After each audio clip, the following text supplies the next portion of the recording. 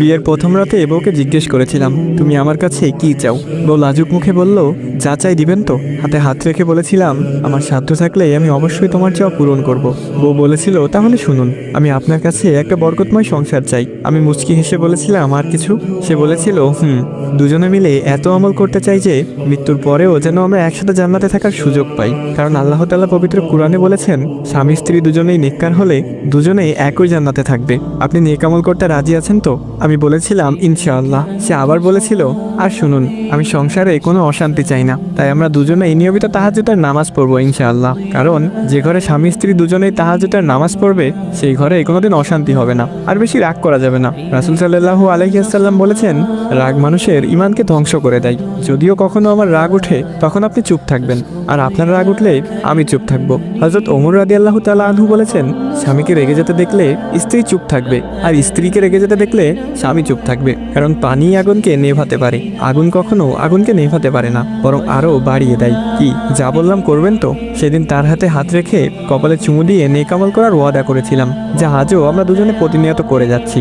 অফিসে বসে এসব ভাবছিলাম, এমন সময় স্যার এসে বেতন দিয়ে গেলেন। প্রতি মাসে বেতন পেয়ে মা বাবা ভাই বোনের জন্য কিছু কিনে তার জন্যও কিছু কিনে নিয়ে যাই। আজও অফিস থেকে বাড়ি ফেরার পথে তার জন্য একটা নীল শাড়ি, কতগুলো গোলাপ আর বেনি করার জন্য বেলি ফুলের মালা নিয়ে এসেছি। সাথে এনেছি তার পছন্দের কিছু চকলেট, কারণ বাসায় ফেরার পথে স্ত্রীর জন্য কিছু নিয়ে আসা সুন্নাত। বাসার সামনে দাঁড়িয়ে কলিং বেল টিপ দিতেই সে এসে দরজা খুলে দিয়ে আমাকে জড়িয়ে ধরলো। প্রতিদিনই এমনটাই করে সে, তাই আজকেও ব্যতিক্রম না। আমার হাতে এসব কিছু দেখে সে বলল, এত কিছু আনার কি প্রয়োজন ছিল? তোমার হালাল রোজগারে অল্পতেই আমি সন্তুষ্ট। আমি হেসে বললাম, এমনি এমনি তো আর আনিনি। রাসূল সাল্লাল্লাহু আলাইহি ওয়াসাল্লাম বলেছেন, যে স্বামী তার স্ত্রীর জন্য মন খুলে ব্যয় করবে, কিয়ামতের দিন আল্লাহ তাকে পুণ্যে ধনী বানিয়ে দিবে। সে খানিকটা রেগে বলল, হয়েছে, আর বলতে হবে না। এত সব কিছু চাই না আমার শুধু তোমাকে পেলেই চলবে।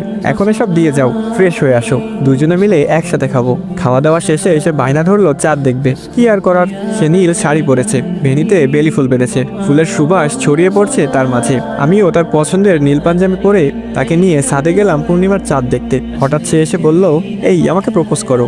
না করলেও যে উপায় নেই, বড্ড অভিমানী সে। তার বেনিতে গাঁথা গোলাপ ফুল নিয়ে তার সামনে হাঁটু গেড়ে বসে বললাম, এই তুমি কি আমার জ্যোৎস্না রাতের চাঁদ হবে? আমার বদ্ধ ঘরের খোলা জানলা হবে? গল্পের রানী হবে কি আমার?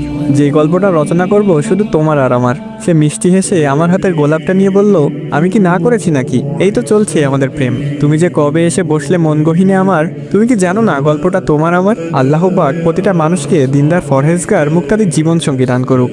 সবাই বলি আমিন।